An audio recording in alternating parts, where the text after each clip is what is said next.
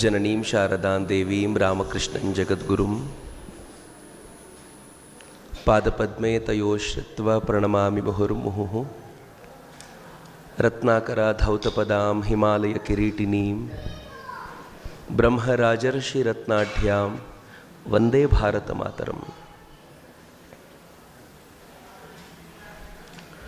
ಪರಮಪೂಜ್ಯ ಗುರುಗಳಿಗೆ ಅತ್ಯಂತ ಭಕ್ತಿಪೂರ್ವಕ ನಮನಗಳನ್ನು ಸಮರ್ಪಿಸುತ್ತಾ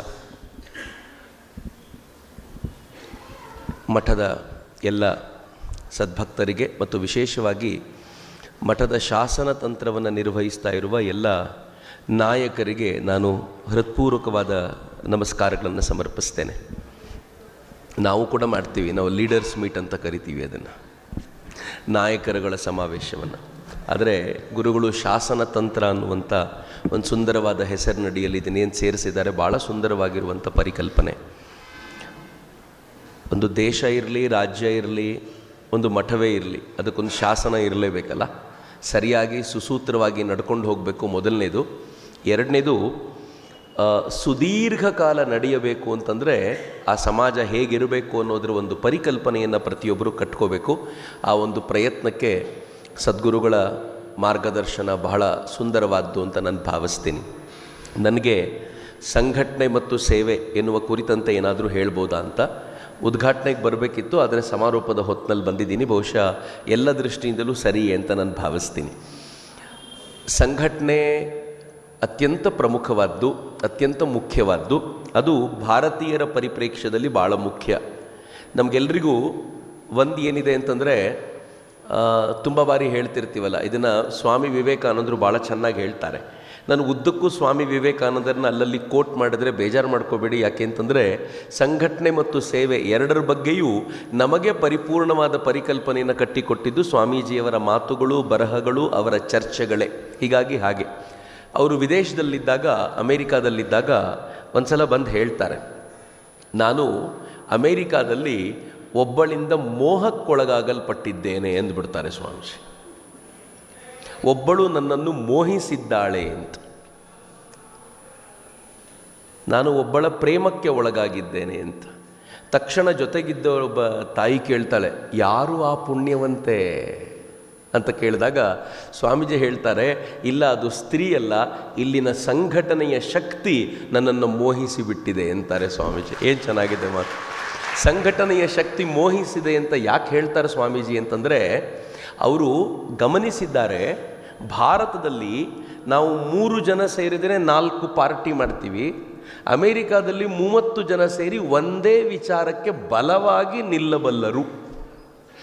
ಅಮೇರಿಕಾದ ವಿಚಾರ ಬಂದಿದ್ದರಿಂದ ನಾನು ಮತ್ತೆ ಹೇಳಬಲ್ಲೆ, ನಿನ್ನೆ ತಾನೇ ಅಮೇರಿಕಾ ಜಗತ್ತಿನಲ್ಲಿ ಯಾರೂ ಸಭ್ಯರು ಮಾಡಬಹುದಾಗಿರುವ ಕೆಲಸ ಅಲ್ಲದೇ ಇರೋದನ್ನು ಮಾಡಿದೆ. ಸಭ್ಯರು ಯಾರೂ ಮಾಡಬಾರದ ಕೆಲಸವನ್ನು ಮಾಡಿದೆ. ವೆನಿಜುಯೆಲಾ ಅನ್ನೋ ಒಂದು ರಾಷ್ಟ್ರದ ಮೇಲೆ ಏರಿ ಹೋಗಿದೆ, ಬಾಂಬಿಂಗ್ ಮಾಡಿದೆ. ವೆನಿಜುಯೆಲಾದ ಅಧ್ಯಕ್ಷನನ್ನು ತಾನು ಕರ್ಕೊಂಡೋಗಿದೆ. ಹೇಗೆ?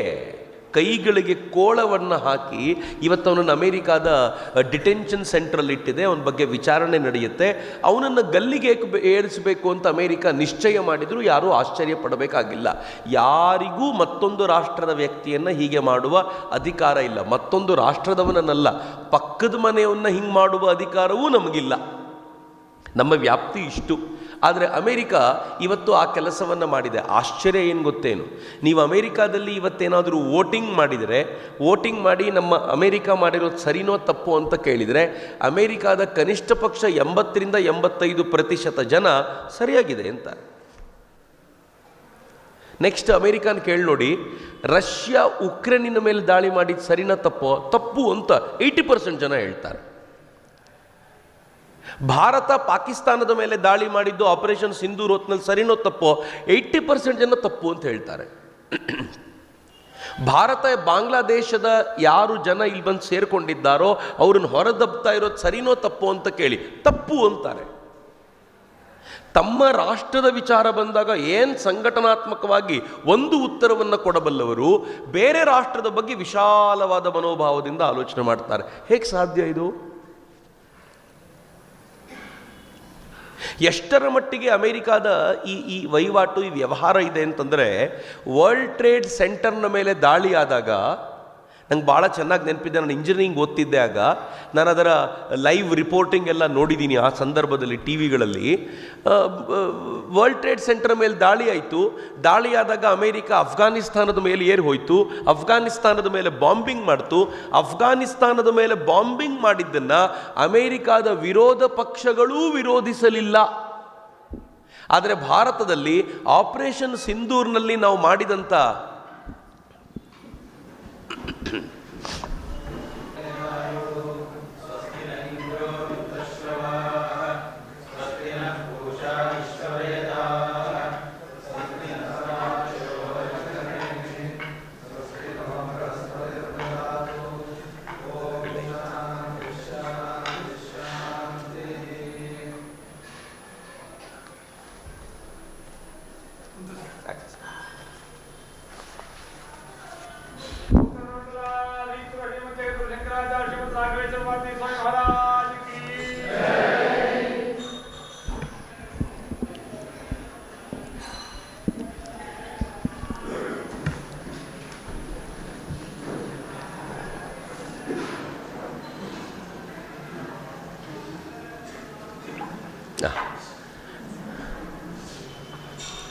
ಬಂದಿದ್ದರಿಂದ ವಿಘ್ನ ಆಯ್ತಾ ಅಂತ ಕೇಳಿದರು. ಅವ್ರು ಬಂದಿದ್ದರಿಂದಾಗಿ ಬಹುಶಃ ಇಲ್ಲೇನು ವಿಘ್ನ ಅಲ್ಲ, ಮನಸ್ಸಿನೊಳಗೊಂದು ವಿಘ್ನ ಡೆಫಿನೆಟ್ಲಿ ಆಗುತ್ತೆ. ಯಾಕೆ ಅಂತಂದರೆ ಸ್ವಾಮೀಜಿ ಕೂತ್ಬಿಟ್ರಲ್ಲಪ್ಪ ಈಗ ಅಂತ. ಶಾಸನ ತಂತ್ರದ ಅನುಷ್ಠಾನಕ್ಕೆ ತರುವಂಥವ್ರು ಕೂತ್ರೆ ಭಾಳ ಬೇಜಾರಾಗಲ್ಲ, ಹೇಗೋ ಮ್ಯಾನೇಜ್ ಮಾಡ್ಬೋದು ಅಂತ. ಶಾಸನ ತಂತ್ರವನ್ನೇ ಹೇಳುವಂಥವ್ರು ಕೂತ್ಬಿಟ್ರೆ ಸ್ವಲ್ಪ ಟೆನ್ಷನ್ ಆಗುತ್ತೆ ಅಂತ. ಏನಾದರೂ ಮಾತಾಡಿದ್ರೆ ಕ್ಷಮಿಸಬೇಕು ಸ್ವಾಮೀಜಿ. ನಾನು ವರ್ಲ್ಡ್ ಟ್ರೇಡ್ ಸೆಂಟರ್ನ ಬಗ್ಗೆ ಹೇಳ್ತಿದ್ದೆ. ವರ್ಲ್ಡ್ ಟ್ರೇಡ್ ಸೆಂಟರ್ನ ದಾಳಿಯಾದಾಗ ಇಡೀ ಅಮೇರಿಕಾದ ವಿರೋಧ ಪಕ್ಷಗಳು ಜೊತೆಯಲ್ಲಿ ನಿಂತು ಅಮೇರಿಕಾ ಸರ್ಕಾರ ಮಾಡಿದ್ದು ಸರಿ ಅಂತ ಹೇಳ್ತು. ಅಫ್ಘಾನಿಸ್ತಾನವನ್ನು ಬರ್ಬಾದ್ ಮಾಡಲಿಕ್ಕೆ ಏನು ಬೇಕೋ ಅಷ್ಟು ಮಾಡಿದ್ದನ್ನು ಸಮರ್ಥಿಸಿಕೊಂಡು ಕೋಟ್ಯಂತರ ರೂಪಾಯಿಗಳನ್ನು ಅಲ್ಲಿ ಸುರಿದು. ಉದ್ದೇಶ ಇದ್ದಿದ್ದು ಒಂದೇ ಒಂದು, ಅಮೇರಿಕಾ ಪವರ್ಫುಲ್ ಅಂತ ಜಗತ್ತಿಗೆ ತೋರಿಸ್ಬೇಕು. ಅದನ್ನು ಬಿಟ್ಟರೆ ಮತ್ತೇನೂ ಇರಲಿಲ್ಲ. ಆದರೆ ನಾವು ಪಕ್ಕದ ಆಪರೇಷನ್ ವಿಜಯ್ ಸಿಂಧೂರ್ನಲ್ಲಿ ಅಥವಾ ಸಿಂಧೂರ್ನಲ್ಲಿ ನಾವು ಪಕ್ಕದ ಪಾಕಿಸ್ತಾನದ ಮೇಲೆ ಏರಿ ಹೋಗಿದ್ದನ್ನು ಇವತ್ತಿಗೂ ಪ್ರಶ್ನಿಸ್ತಾರೆ. ಪಾಕಿಸ್ತಾನ ಪ್ರಾಪಗಂಡ ಮಾಡ್ತು 6 ರಫೇಲ್ಗಳನ್ನು ನಾವು ಹೊಡೆದ್ವಿ ಅಂತ. ಪಾಕಿಸ್ತಾನಕ್ಕೂ ಗೊತ್ತಿತ್ತು ಅದು ಸುಳ್ಳು ಅಂತ. ಒಂದು ರಫೇಲ್ ಕೂಡ ಹೋಗಿದ್ಯಾಗೆ ಅಂತಂದರೆ ಅದು ಹೋಗಿದೆ ಅಂತ ಈಗಲೂ ಗೊತ್ತಿಲ್ಲ. ಆದರೆ ಟೆಕ್ನಿಕಲ್ ಫಾಲ್ಟಿಗೆ ಒಳಗಾಗಿ ಒಂದು ರಫೇಲ್ ಹಾರಲಿಲ್ಲ ಅನ್ನೋದೊಂದು ಬಿಟ್ಟರೆ ಇನ್ಯಾವ ಸಮಸ್ಯೆಯೂ ನಮಗಾಗಲಿಲ್ಲ.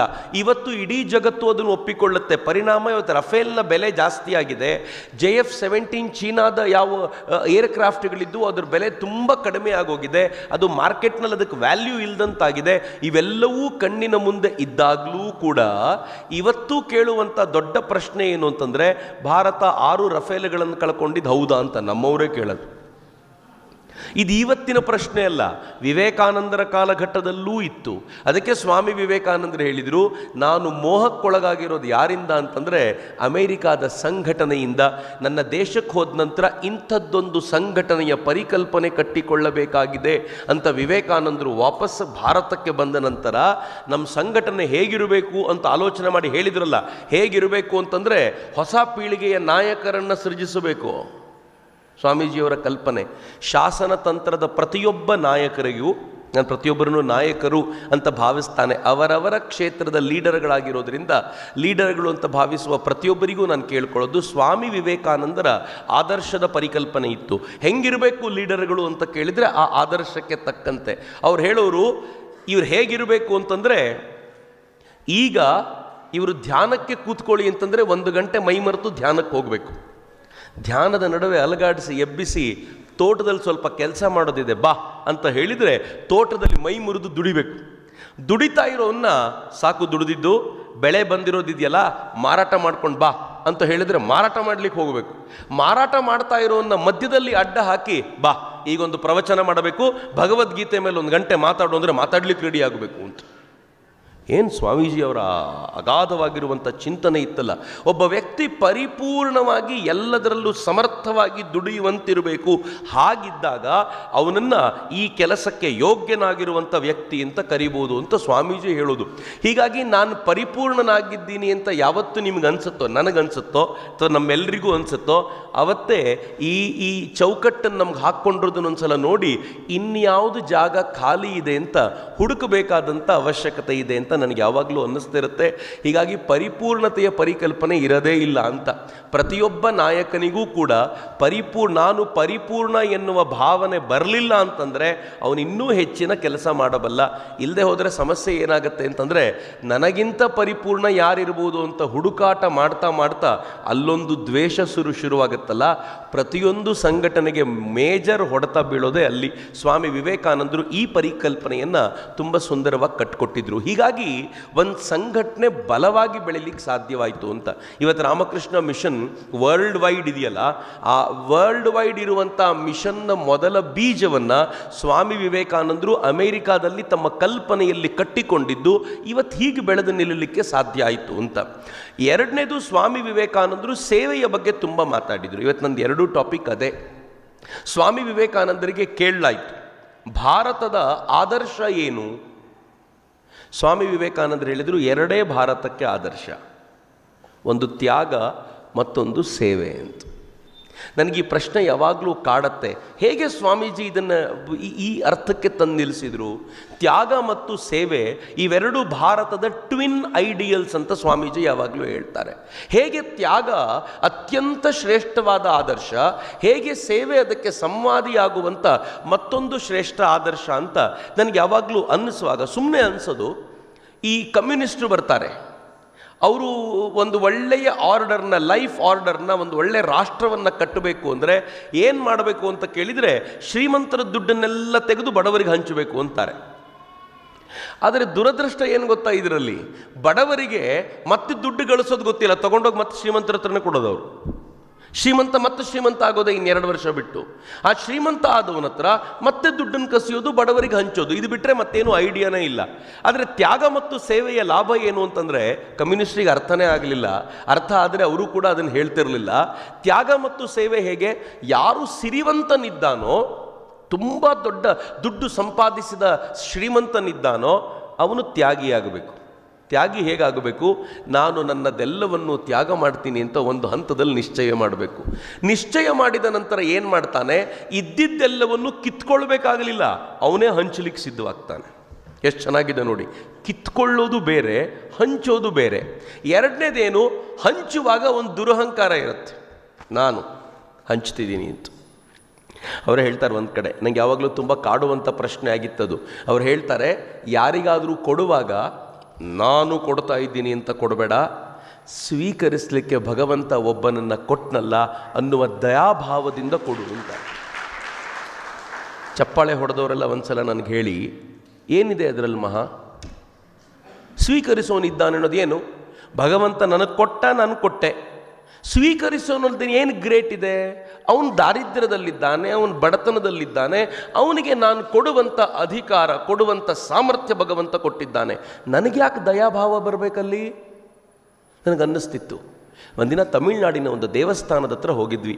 ಯಾರೋ ಹೇಳಿದರೆ ಎಲ್ಲ ಭಿಕ್ಷುಕರಿಗೆ ಒಂದೊಂದು ರೂಪಾಯಿ ಹಾಕ್ಬಿಟ್ಟು ಹೋಗೋದು ರೂಢಿ, ಹಾಕ್ಬಿಡಿ ಅಂತ. ಎಲ್ಲರೂ ಹಾಕ್ತಾ ಇದ್ರಲ್ಲ, ನಂಗೆ ತಕ್ಷಣ ಅನ್ನಿಸ್ತು, ನಾನು ಹಾಕ್ಲಿಕ್ಕೆ ಹೋದ ತಕ್ಷಣ ಅಲ್ಲಿದ್ದ ಒಬ್ಬ ಭಿಕ್ಷುಕ ಎದ್ದು ನಿಂತು, ಯಾರ ಹತ್ರ ಬೇಕಿದ್ರೂ ತಗೋತೀನಿ, ನಿನ್ನ ಹತ್ರ ಮಾತ್ರ ತಗೊಳ್ಳಲ್ಲ ಅಂದರೆ ನನ್ನ ಕಥೆ ಏನು?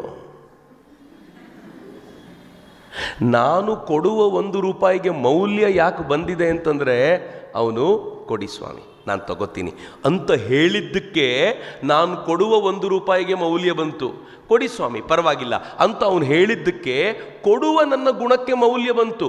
ಕೊಡಿ ಸ್ವಾಮಿ ಪರವಾಗಿಲ್ಲ ಅಂತ ಹೇಳಿದ್ದಕ್ಕೆ ನನ್ನ ಕಾಲರ್ ಇಟ್ಕೊಂಡಿದ್ದಕ್ಕೂ ವ್ಯಾಲ್ಯೂ ಬಂತು. ಇಲ್ಲದೆ ಹೋದರೆ ಏನು ಟೈಟ್ ಮಾಡ್ಕೊಳ್ಳೋದು? ಯಾರ ಹತ್ರ ಬೇಕಿದ್ರೂ ತಗೊಳ್ತೀನಿ, ನಿನ್ನ ಹತ್ರ ಮಾತ್ರ ತಗೊಳ್ಳಲ್ಲ, ಹೋಗಲ್ಲ ಅಂತಂದರೆ ನನ್ನ ಕತೆ ಏನಾಗಬೇಡ. ಸ್ವಾಮೀಜಿ ಹೇಳಿದ್ದು ನನಗೆ ಅವತ್ತರ್ಥ ಆಯಿತು ತಮಿಳ್ನಾಡಿನ ದೇವಸ್ಥಾನದ ಮುಂದೆ. ಹೌದಪ್ಪ, ನೀನು ತಗೊಳ್ತಾ ಇದೆಯಲ್ಲ, ನನ್ನ ಜೀವನದ ಮಹಾಭಾಗ್ಯ, ದಯಮಾಡಿ ಸ್ವೀಕರಿಸು ಅಂತ. ನಾನು ಸ್ವೀಕರಿಸು ಎನ್ನುವ ಭಾವದೊಂದಿಗೆ ಕೊಡೋದಿದೆಯಲ್ಲ, ಅದು ಸೇವೆ ಅನ್ನಿಸ್ಕೊಳ್ಳುತ್ತೆ ಅಂತ ಒಂದು ತ್ಯಾಗ ಮಾಡಿದೆ. ಎರಡನೇದು, ಸೇವೆ ಮಾಡುವಾಗ ಯಾರಿಗೆ ಕೊಡ್ಲಿಕ್ಕೆ ಹೋಗಿದ್ದೀನೋ ಅವನಿಗಿಂತ ಕೆಳಗೆ ನಿಂತು ನಾನು ಅವನಿಗೆ ಕೊಟ್ಟಿದ್ದರಿಂದ ಅವನು ಸಹಜವಾಗಿ ಮೇಲಕ್ಕೇರಿದ. ತ್ಯಾಗ ಮತ್ತು ಸೇವೆ ಜೊತೆಯಲ್ಲಿ ನಡೀತು. ಈ ಆದರ್ಶದಿಂದ ಮಾತ್ರ ಹೊಸ ಭಾರತವನ್ನು ಕಟ್ಟಬಹುದು ಅಂತ ಸ್ವಾಮಿ ವಿವೇಕಾನಂದರು ಹೇಳಿದ್ದಿದೆಯಲ್ಲ, ಇವತ್ತಿಗೂ ಇದೇ ಆದರ್ಶ ಜಗತ್ತನ್ನು ರೂಲ್ ಮಾಡೋದು ಅಂತ. ಇಷ್ಟೆಲ್ಲ ಅಮೆರಿಕ ಮೆರೆದ ನಂತರವೂ ಕೂಡ ಜಗತ್ತು ಏಕೆ ಭಾರತದ ಕಡೆ ದೃಷ್ಟಿ ತೆರೆಕೊಂಡು ಕೂತ್ಕೊಳ್ಳುತ್ತೆ ಅಂತಂದರೆ, ಅದು ಗೊತ್ತಿದೆ, ಜಗತ್ತಿಗೆ ಪಾಠ ಮಾಡುವ ಯೋಗ್ಯತೆ ಇರೋದು ಭಾರತಕ್ಕೆ ಮಾತ್ರ. ಉಳಿದವರೆಲ್ಲರೂ ರೂಲ್ ಮಾಡುವ ಯೋಗ್ಯತೆಯನ್ನು ಬೆಳೆಸ್ಕೊಳ್ಬೋದು, ಆದರೆ ಪಾಠ ಮಾಡುವ ಯೋಗ್ಯತೆ ಇರೋದು ಭಾರತಕ್ಕೆ ಮಾತ್ರ. ಯಾಕೆ ಅಂತಂದರೆ, ಯಾವುದನ್ನು ಪರಂಪರೆಯಿಂದ ಭಾರತ ಕೇಳ್ಕೊಂಡು ಬಂದಿದೆಯೋ ಅದನ್ನು ಇವತ್ತಿನವರೆಗೂ ಬದುಕ್ತಾ ಇದೆ ಅಂತ ಹೇಳುವಂಥದ್ದು ಅಂತ. ಈಗ ನನಗಿರೋ ಪ್ರಶ್ನೆ ಏನು ಅಂತಂದರೆ, ಬದುಕುವವರ ಸಂಖ್ಯೆ ಜಾಸ್ತಿ ಆದಷ್ಟು ಭಾರತ ಚೆನ್ನಾಗಿ ಕಾಣುತ್ತೆ, ಜಗತ್ತಿನ ಮುಂದೆ ವೈಭವಿತವಾಗಿ ಕಾಣುತ್ತೆ. ಈ ಬದುಕುವವರ ಸಂಖ್ಯೆ ಕಡಿಮೆ ಆದಷ್ಟು ಭಾರತ ತನ್ನ ವೈಭವವನ್ನು ಕಳ್ಕೊಳ್ತಾ ಹೋಗುತ್ತೆ ಅಂತ. ಇವತ್ತು ಈ ಕಾರಣದಿಂದ ನಾವೆಲ್ಲರೂ ಸೇರಿದಾಗ ನಮ್ಮ ದೊಡ್ಡ ಜವಾಬ್ದಾರಿ ಏನು ಅಂತಂದರೆ, ತ್ಯಾಗ ಮತ್ತು ಸೇವೆಗೆ ತಕ್ಕಂತೆ ಬದುಕುವವರ ಸಂಖ್ಯೆಯನ್ನು ಹೆಚ್ಚು ಮಾಡ್ತಾ ಹೋಗಬೇಕು ಅಂತ. ನಮ್ಮ ಬದುಕು ಕೂಡ ಹೇಗೆ ಕಾಣಬೇಕು ಅಂತಂದರೆ, ಈ ಥರ ಬದುಕಬೇಕಪ್ಪ ಅಂತ 4 ಜನರಿಗೆ ಅನ್ನಿಸುವಂತೆ ಬದುಕಿಬಿಟ್ರೆ ಬಹುಶಃ ನನಗನ್ಸುತ್ತೆ ನಮ್ಮೆಲ್ಲ ಪ್ರಯತ್ನಗಳು ಸಾರ್ಥಕವಾಗುತ್ತೆ. ಆ ದೃಷ್ಟಿಯಿಂದ ಬಹುಶಃ ರಾಮಚಂದ್ರಾಪುರ ಮಠ ಮಾಡಿದ ದೊಡ್ಡ ಕೆಲಸ ಏನು ಅಂತಂದರೆ, ಅತ್ಯಂತ ಸಾಮಾನ್ಯರು ಕೂಡ ಪ್ರಮುಖವಾದ ಘಟ್ಟಕ್ಕೆ ಬಂದು ಕೂತ್ಕೊಂಡು ಒಂದು ಶ್ರೇಷ್ಠ ಬದುಕನ್ನು ಸಮಾಜದ ಮುಂದೆ ಪ್ರದರ್ಶನ ಮಾಡುವಂಥ ನೂರಾರು ಸಾವಿರಾರು ಸಂಖ್ಯೆಯನ್ನು ಸೃಷ್ಟಿಸಬಹುದು ಅಂತ. ಹೆಗ್ಗಡದೇವನಕೋಟೆಯ ಬಾಲಸುಬ್ರಹ್ಮಣ್ಯಂ ಸರ್ ಬಹುಶಃ ಭಾಳ ಜನರಿಗೆ ಗೊತ್ತಿರಬೇಕು, ಅಪರೂಪದ ವ್ಯಕ್ತಿ. ಇತ್ತೀಚೆಗೆ ಅವರು ನನಗೆ ಸಿಕ್ಕಾಗ ಒಂದು ಮಾತು ಹೇಳ್ತಿದ್ರು. ಈ ದೇಶದ ಪ್ರಧಾನಮಂತ್ರಿಯೊಂದಿಗೆ ಕೆಲಸ ಮಾಡ್ತಿದ್ದಾರೋ, ಪ್ರಧಾನಮಂತ್ರಿಗಳು ಹೇಳಿದ್ರಂತೆ, ಈ ದೇಶದ ಒಂದು ದೊಡ್ಡ ಸಮಸ್ಯೆ ಏನು ಅಂತಂದರೆ ಪೈಲಟ್ ಪ್ರಾಜೆಕ್ಟ್ ಅಂತ ಆಗದೇ ಇಲ್ಲ ಇಲ್ಲಿ ಅಂತ. ಪೈಲಟ್ ಪ್ರಾಜೆಕ್ಟ್ ಅಂದರೆ ಏನು ಗೊತ್ತಾ, ಯಾವುದೋ ಒಂದು ಯೋಜನೆ ತಗೊಳ್ಳೋದು, ಒಂದು ಊರಲ್ಲಿ ಇದನ್ನು ಮಾಡಿ ನೋಡ್ತೀವಿ, ಆಮೇಲೆ ಬೇರೆ ಕಡೆ ಮಾಡೋಣ ಅಂತ ಹೇಳೋಂಗೆ ಇಲ್ಲ. ಯಾಕೆಂದರೆ ದೇಶದಲ್ಲಿ 150 ಕೋಟಿ ಜನ ಇದ್ದಾರೆ, ದೇಶ ಬಹಳ ದೊಡ್ಡದ್ದು, ಪೈಲಟ್ ಪ್ರಾಜೆಕ್ಟ್ ಆಗೋದಿಲ್ಲ. ಅದಕ್ಕೆ ನಾವು ಏಕಕಾಲಕ್ಕೆ ಎಲ್ಲ ಕಡೆಗೂ ವಿಸ್ತರಿಸುವಂತೆ ಅನೇಕ ಜನರನ್ನು ತಯಾರು ಮಾಡಬೇಕಾಗಿದೆ ಅಂತ. ಏನು ಸುಂದರವಾದ ಕಲ್ಪನೆ. ಇದು ಮೊದಲನೇದು. ಎರಡನೇದು ಅವ್ರು ಹೇಳಿದ್ದು ನನ್ನನ್ನು ತುಂಬ ಕಾಡ್ತು. ಅವ್ರು ಹೇಳಿದ ನಂತರ ಯಾವುದಾದ್ರೂ ಒಂದು ಯೋಜನೆ ತೆಗೆದುಕೊಂಡು ಬಂದರೆ ಆ ಯೋಜನೆಯನ್ನು ಏಕಕಾಲಕ್ಕೆ ಎಲ್ಲ ಕಡೆಗೆ ತರುವಂಥ ಯೋಜನೆ ಆಗಬೇಕು, ಮತ್ತು ಈ ಯೋಜನೆ ಸ್ಕೇಲಬಲ್ ಆಗಬೇಕು. 50 ಹಳ್ಳಿಗಳಿಗೆ ತಂದರೆ ಇನ್ನು ನೆಕ್ಸ್ಟು 50 ಹಳ್ಳಿಗಳಿಗಲ್ಲ, 5,000 ಹಳ್ಳಿಗಳಿಗೆ ವಿಸ್ತರಿಸುವಂತಾಗಬೇಕು, ಅಲ್ಲಿಂದ 5 ಲಕ್ಷ ಹಳ್ಳಿಗಳಿಗೆ ಹೋಗುವಂತಾಗಬೇಕು. ಹೀಗೆ ಸ್ಕೇಲಬಲ್ ಆಗಬೇಕು. ಯಾವಾಗ ಸ್ಕೇಲಬಲ್ ಮಾಡ್ತೀವೋ ಆಗ ಕ್ವಾಲಿಟಿ ಡೌನ್ ಆಗುತ್ತೆ, ಕ್ವಾಲಿಟಿನೂ ಮೇಂಟೈನ್ ಮಾಡ್ಕೋಬೇಕು ಅಂತ. ನನಗೆ ಆ ದೃಷ್ಟಿಯಿಂದ ಪರಮಪೂಜ್ಯ ಗುರುಗಳು ಕಳೆದ ಅನೇಕ ವರ್ಷಗಳಿಂದ ಯೋಜನೆ ತಗೊಂಡು ಬಂದರೆ ಅದು ಪೈಲಟ್ ಯೋಜನೆ ಆಗಿರದೆ ಇಡೀ ಸಮಾಜಕ್ಕೆ ಏಕಕಾಲಕ್ಕೆ ಸ್ಕೇಲಬಲ್ ಆಗಿರುವ, ಕ್ವಾಲಿಟಿಯಲ್ಲೂ 1 ಇಂಚು ಕೂಡ ಕಡಿಮೆ ಇಲ್ಲದಂತೆ ಅದ್ಭುತವಾಗಿರುವ ಯೋಜನೆಗಳನ್ನು ರೂಪಿಸಿಕೊಂಡು ಬರೋದಿದೆಯಲ್ಲ, ಭಾಳ ದೊಡ್ಡ ಸವಾಲು, ಭಾಳ ದೊಡ್ಡ ಸವಾಲು. ಒಂದು ಯೋಜನೆ ತೆಗೆದುಕೊಂಡಾಗ ಭಾಳ ದೊಡ್ಡ ಪ್ರಾಬ್ಲಮ್ ಏನು ಅಂತಂದರೆ, ಗುರುಗಳು ಇಲ್ಲದೆ ಹೋಗಿದ್ರೆ ಚೆನ್ನಾಗಿರ್ತಿತ್ತು ಕೆಲವೊಂದು ಸಲ. ಭಾಳ ದೊಡ್ಡ ಪ್ರಾಬ್ಲಮ್ ಏನು ಅಂತಂದರೆ, ಕಳ್ತನ ಮಾಡೋರು ಭಾಳ. ಕಳ್ತನ ಅಂದರೆ ದುಡ್ಡು ಕದೀತಾರೆ ಅಂತಲ್ಲ, ಇದನ್ನು ನಾವು ಮಾಡಿದ್ದೀವಿ ಅಂತ ರಿಪೋರ್ಟ್ ಕೊಡೋರು ಭಾಳ ಜನ ಇರ್ತಾರೆ. ಅವ್ರು ಹೆಂಗಿರ್ತಾರೆ ಅಂದರೆ, ಅದಕ್ಕೆ ಬೇಕಾಗಿರುವ ವ್ಯವಸ್ಥೆ ಎಲ್ಲ ಚೆನ್ನಾಗಿರುತ್ತೆ ಅವ್ರ ಹತ್ರ, ಅದಕ್ಕೆ ಬೇಕಾಗಿರೋ ಫೋಟೋ ಇರುತ್ತೆ, 4 ಜನರ ಸಿಗ್ನೇಚರ್ ಇರುತ್ತೆ, ಎಲ್ಲ ಇರುತ್ತೆ. ಆನ್ ಗ್ರೌಂಡ್ ಆ ಕೆಲಸದ ಪ್ರಭಾವವೇ ಕಂಡಿರಲ್ಲ. ಮತ್ತು ಅವ್ರಿಗೊಂದು ಧೈರ್ಯ ಇರುತ್ತೆ, ಗುರುಗಳು ಯಾವತ್ತೂ ಆನ್ ಗ್ರೌಂಡಿಗೆ ಇಲ್ಲಿಗಂತೂ ಬರೋದಿಲ್ಲ, ನಾನು ಹೇಳಿದ್ದು ಫೈನಲ್ಲು ಅಂತ. ಮತ್ತು ಏನಾಗ್ಬಿಡತ್ತೆ ಅಂತಂದರೆ, ಯಾರು ಲೀಡರ್ ಇರ್ತಾರೋ, ನನ್ನ ಗುರುಗಳು ಅಂತ ಹೇಳೋದಿಲ್ಲ ಅದನ್ನು, ಯಾರು ಲೀಡರ್ ಇರ್ತಾರೋ ಅವ್ರ ಹತ್ರಕ್ಕೆ ಸ್ವಲ್ಪ ಜಾಸ್ತಿ ಸಲ ಬಂದು ಹೋಗ್ತಿರ್ತಾರೆ. ಅದನ್ನು 4 ಸಲ ತೋರಿಸಿದ ತಕ್ಷಣ ಲೀಡರ್ಗಳಿಗೆ ಅನಿಸುತ್ತೆ ಭಾಳ ಒಳ್ಳೆ ಕೆಲಸ ಮಾಡ್ತಿದ್ದಾರೆ ಅಂತ. ಆದರೆ ಮಧ್ಯದಲ್ಲಿರೋರಿಗೆಲ್ಲ ಹೊಟ್ಟೆಲಿ ಬೆಂಕಿ ಆಗ್ದಂಗೆ ಆಗ್ತಿರುತ್ತೆ, ಏನೂ ಮಾಡ್ತಿಲ್ಲ. ಆದರೆ ಅವನ ಬಗ್ಗೆ ಹೇಳೋಂಗಿಲ್ಲ. ಯಾಕೆ ಅಂತಂದರೆ ಪದೇ ಪದೇ ಬಂದು ಹೋಗ್ತಿರ್ತಾರೆ, ಹೆಂಗೆ ಹೇಳೋದು ನಾವು ಅಂತ. ಭಾಳ ಪ್ರಾಬ್ಲಮ್ಗಳಿವೆಲ್ಲ, ಸಂಘಟನೆಯ ಸಮಸ್ಯೆಗಳು. ಈ ಸಮಸ್ಯೆ ಹೆಂಗೆ ಆಗ್ಬಿಡುತ್ತೆ ಅಂತಂದರೆ, ಒಂಥರ ಒಳಗೊಳಗೆ ಕುದ್ದು ಮಧ್ಯದಲ್ಲಿರುವ ಲೀಡರ್ಗಳು ಕಾಲಕ್ರಮದಲ್ಲಿ ಭ್ರಮನಿರಸನಕ್ಕೊಳಗಾಗ್ತಾರೆ. ಇಲ್ಲಿ ಯಾವುದೂ ನಡೆಯೋದಿಲ್ಲ. ಯಾರು ಹತ್ತಿರದಲ್ಲಿರ್ತಾರೋ ಅವ್ರದ್ದು ಮಾತ್ರ ನಡೆಯುತ್ತೆ, ಯಾರು ಫೋಟೋ ತೋರಿಸ್ತಾರೋ ಅವ್ರದ್ದು ಮಾತ್ರ ನಡೆಯುತ್ತೆ, ನಿಜವಾದ ಕೆಲಸ ನಡೆಯೋದಿಲ್ಲ. ಕೊನೆಗೆ ಎಲ್ಲಿ ಬರ್ತಾರೆ ಗೊತ್ತಾ ಅವರು? ಎಲ್ಲ ದೇವರ ಹತ್ರ ಲೆಕ್ಕ ಇರುತ್ತೆ. ಅಲ್ಲಿಗೆ ಬಂದು ಹೀಗೆ ತಪ್ಪಲ್ಲ, ಇದು ಬಹಳ ಒಳ್ಳೆಯದು. ಶ್ರದ್ಧಾವಂತನೊಬ್ಬ ಕೆಲಸ ಮಾಡುವ ರೀತಿ. ಅದರ ಪ್ರಾಬ್ಲಮ್ ಏನಾಗುತ್ತೆ ಗೊತ್ತಾ? ಲೆಕ್ಕ ದೇವ್ರ ಹತ್ರ ಇರುತ್ತೆ ಅಂದ ತಕ್ಷಣ ನಮ್ಮ ಒಳಗೆ ಉತ್ಸಾಹ ಸತ್ತೋಗತ್ತೆ. ದೇವ್ರ ಹತ್ರ ಲೆಕ್ಕ ಕೊಡೋದು ಭಾಳ ಸುಲಭ ನಮಗೆ, ಅದೇನಿಲ್ಲ. 3 ತಿಂಗಳು ಮಾಡಿದೆ, 4ನೇ ತಿಂಗಳು ಹೋಗಿ 1-2 ಹನಿ ಕಣ್ಣೀರು ಹಾಕ್ಬಿಟ್ಟು ದೇವ್ರಿಗೆ ಲೆಕ್ಕ ಹೇಳಿಬಿಟ್ರೆ ದೇವ್ರು ಒಪ್ಪಿಸ್ಕೋತಾನೆ ಅಂತ. ಈ 3 ತಿಂಗಳು ಕೆಲಸ ಮಾಡದೆ ಉಳಿದ್ಬಿಟ್ಟಿರ್ತೀವಲ್ಲ, ದೇವ್ರು ಮ್ಯಾನೇಜ್ ಮಾಡ್ಕೋತಾರೆ ಅಂತ. ಆದರೆ ಉತ್ಸಾಹ ಸಾಯದಂತೆ ಕಾಪಾಡ್ಕೋಬೇಕು ಅಂತಂದರೆ ಅಲ್ಲೊಂದು ವಿಶ್ವಾಸದ ಒಂದು ಘನಿಷ್ಠವಾದ ಬಾಂಧವ್ಯ ಮೂಡಬೇಕು. ರಾಮಚಂದ್ರಾಪುರ ಮಠ ಕಳೆದ ಅನೇಕ ವರ್ಷಗಳಿಂದ ಏನು ಕಟ್ಟಿದೆ ಅಂತಂದರೆ, ಕೊನೆಯ ಕಾರ್ಯಕರ್ತನವರೆಗೂ ಈ ಘನಿಷ್ಠವಾದ ಬಾಂಧವ್ಯವನ್ನು ಕಟ್ಟಲಿಕ್ಕೆ ಸಾಧ್ಯವಾಗಿದೆಯಲ್ಲ, ಇದು ಕಷ್ಟ ಸಾಧ್ಯವಾದ ಸಂಗತಿ. ಒಂದು ಸಂಘಟನೆಯಲ್ಲಿ ಅತ್ಯಂತ ಕಷ್ಟವಾದ ಸಂಗತಿ ಮೇಲಿನ ಮತ್ತು ಕೆಳಗಿನ ಈ ಕೊಂಡಿ ಸಮಗ್ರವಾಗಿ ಬೆಸೆದಿರುವಂತೆ ನೋಡಿಕೊಳ್ಳೋದು ಅತ್ಯಂತ ಕಷ್ಟವಾದ ಸಂಗತಿ. ಇದಕ್ಕೆ ಬಹಳ ಮುಖ್ಯವಾದ್ದೇನು ಅಂತಂದರೆ, ಪ್ರತಿಯೊಬ್ಬ ನಾಯಕನಿಗೂ ನಾವೆಲ್ಲರೂ ಕಲ್ತ್ಕೊಳ್ಬೇಕಾಗಿರುವಂಥ, ಇರಲೇಬೇಕಾಗಿರುವಂಥದ್ದು ಯಾವುದು ಅಂತಂದರೆ, ಪ್ರೀತಿ ಬಹಳ ಪ್ರಮುಖವಾದ ಸಂಗತಿ. ಇನ್ನೇನೂ ಕೊಡದೆ ಹೋದರೂ ನಡೆಯುತ್ತೆ. ಪ್ರೀತಿಯ 4 ಮಾತುಗಳು ಒಬ್ಬ ಕಾರ್ಯಕರ್ತನಿಗೆ ಮುಂದಿನ 6 ತಿಂಗಳಿಗೆ ಬೇಕಾಗಿರುವಷ್ಟು ಎನರ್ಜಿ ಕೊಡುತ್ತೆ. ಆ ಎನರ್ಜಿ ಡೌನ್ ಆಗ್ತಿದೆ ಅಂತ ಗೊತ್ತಾದ ತಕ್ಷಣ ವಾಪಸ್ ಹೋಗಬೇಕು ಅನಿಸುತ್ತೆ, ಇನ್ನೊಂದು ಸ್ವಲ್ಪ ಎನರ್ಜಿ ತೊಗೊಂಡು ಬರೋಣ ಅಂತ.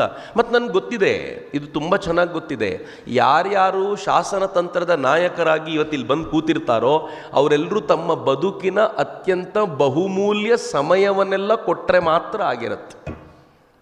ಎಂಥ ಸಮಯ ಕೊಟ್ಟುಬಿಟ್ಟಿರ್ತಾರೆ ಅಂತಂದರೆ, ಅನೇಕ ಬಾರಿ ಅವರುಗಳಿಗೆ ಪರಿವಾರದ ಜೊತೆಗೆ ಹೆಚ್ಚು ಸಮಯ ಕಳೀಲಿಕ್ಕೆ ಆಗೋದಿಲ್ಲ. ಮನೆಯವರೆಲ್ಲ ಯಾವುದೋ ಮದುವೆಗೆ ಹೋಗಿರ್ತಾರೆ, ಇವ್ರು ಯಾವುದೋ ಮೀಟಿಂಗಿಗೆ ಬಂದಿರಬೇಕು, ಇನ್ಯಾವುದೋ ಕೆಲಸಕ್ಕೆ ಹೋಗಿರಬೇಕು. ಕೆಲಸದ ಜವಾಬ್ದಾರಿ ಹೆಂಗಿರುತ್ತೆ ಅಂತಂದರೆ, ತಾನು ಹೋಗಲಿಲ್ಲ ಅಂತಂದರೆ ಅಲ್ಲಿ ಆಗೋದಿಲ್ಲ, ಸರಿ ಆಗೋದಿಲ್ಲ. ಇವೆಲ್ಲದರ ನಡುವೆ ಎಲ್ಲವನ್ನೂ ಕಳ್ಕೊಂಡು ಏನನ್ನೂ ಕೊಡಬೇಕು ಅಂತ ಬಂದಾಗ ಅವನಿಗೆ ಸಂಘಟನೆಯ ಪ್ರಮುಖ ಸ್ಥಾನದಲ್ಲಿರುವ ನಾವುಗಳು ಪ್ರೀತಿಯನ್ನೂ ಕೊಡಲಿಲ್ಲ ಅಂತಂದರೆ ಆತನಿಂದ ಏನನ್ನೂ ಪಡ್ಕೊಳ್ಳಿಕ್ಕಾಗೋದಿಲ್ಲ, ಇನ್ನೇನೂ ಎಕ್ಸ್ಪೆಕ್ಟ್ ಮಾಡ್ತಿರೋದಿಲ್ಲ. ಆ ಪ್ರೀತಿಯನ್ನು ಕೊಡೋದು ಯಾವ ಲೀಡರ್ ಕಲಿತಾನಲ್ಲ, ಅವನು ತನ್ನ ಸಂಘಟನೆಯನ್ನು ಬಲಾಢ್ಯವಾಗಿ ಮುಂದುವರಿಸಿಕೊಂಡು ಹೋಗ್ತಾನೆ. ರಾಮಚಂದ್ರಾಪುರ ಮಠದ ಬಹಳ ದೊಡ್ಡ ಶಕ್ತಿ ಗುರುಗಳ ಪ್ರೀತಿ. ನಾನು ಗುರುಗಳ ಪ್ರೀತಿ ಸೆಕೆಂಡ್. ನಾನು ಅನೇಕ ಬಾರಿ ಮಠಕ್ಕೆ ಬಂದಾಗ ಕೆಲವರು ಹೇಳ್ತಿದ್ರು, ಗುರುಗಳನ್ನು ಬಂದು ಮಾತಾಡಿಸ್ತೀರ, ದೂರದಲ್ಲಿ ಕುತ್ಕೊಂಡು ನೋಡೋ. ಇಲ್ಲ, ಗುರುಗಳ ದೃಷ್ಟಿ ಬಿದ್ದರೆ ಸಾಕು, ಅವರ ದೃಷ್ಟಿಯಲ್ಲಿ ಪ್ರೀತಿ ಹರಿಯತ್ತೆ ಅಂತ. ಆ ಪ್ರೀತಿ ಹರಿಯೋದಿದೆಯಲ್ಲ, ಬಹುಶಃ ಗುರುಗಳಿಂದ ನಾವು ಕಲಿಬೇಕಾಗಿರುವ ದೊಡ್ಡ ಸಂಗತಿ ಏನು ಅಂತಂದರೆ, ಶಾಸನ ತಂತ್ರದ ಪ್ರಮುಖ ಕೇಂದ್ರಗಳಲ್ಲಿ ಪ್ರಮುಖ ಸ್ಥಾನದಲ್ಲಿರುವವರೆಲ್ಲರೂ ಆ ಪ್ರೀತಿಯನ್ನು ನಾವು ಟ್ರಾನ್ಸ್ಫರ್ ಮಾಡ್ಬೋದಾ? ಬಹಳ ಬೇಗ ನಾವು ಗುರುಗಳು ಮಾತನಾಡದಂತೆ ಮಾತನಾಡೋದು ಕಲ್ತ್ಬಿಟ್ಟಿರ್ತೀವಿ. ಕೆಲವರು ಇರ್ತಾರೆ, ಇವನು ಥೇಟು ಗುರುಗಳನ್ನು ಅನುಕರಣೆ ಮಾಡ್ತಾನೆ ನೋಡಪ್ಪ ಅಂತ. ಸಮಜಿ, ನೀವು ಇಲ್ಲದೆ ಹೋದರೆ ಚೆನ್ನಾಗಿತ್ತು, ನನಗೆ ಇನ್ನೂ ಸ್ವಲ್ಪ ನೇರವಾಗಿ ಮಾತನಾಡ್ಬೋದಿತ್ತು ನಾನು. ಗುರುಗಳಂತೆ ಮಾತಾಡ್ತಾನೆ ನೋಡು ಅಂತ ಖುಷಿಯಿಂದ ಹೇಳ್ಕೊಳ್ತಿರಲ್ಲ, ಬೈಕೋತಿರ್ತಾರೆ ಹಿಂದಕ್ಕೆ ಹೋಗಿ, ಏನು ನಾಟಕ ಮಾಡ್ತಾನೆ ನೋಡಿ ಇವನು ಅಂತ.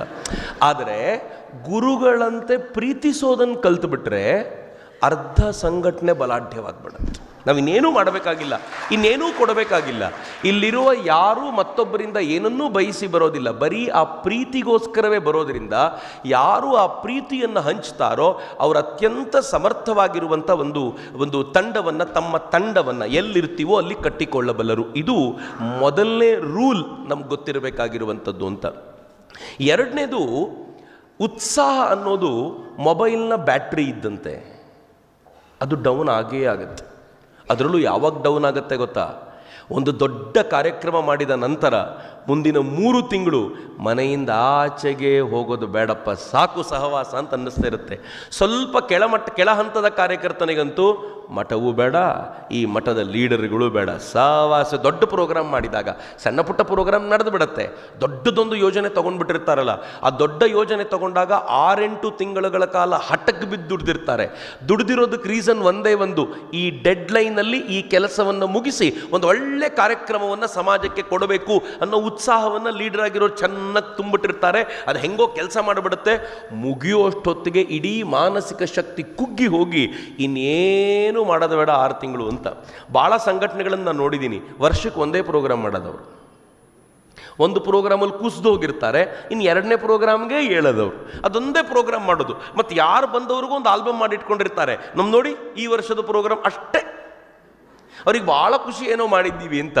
ಆದರೆ ರಾಮಚಂದ್ರಾಪುರ ಮಠದಂಥ ಸಂಘಟನೆಗಳು ವರ್ಷದಲ್ಲ, ನನಗನ್ಸುತ್ತೆ ಪ್ರತಿಯೊಂದು ದಿನವೂ ಕೂಡ ಈ ಇಡೀ ಸಮಾಜದ ಎಲ್ಲೋ ಮೂಲೆಯಲ್ಲಿ ಏನಾದರೂ ಒಂದು ನಡೀತಾನೆ ಇರುತ್ತಲ್ಲ.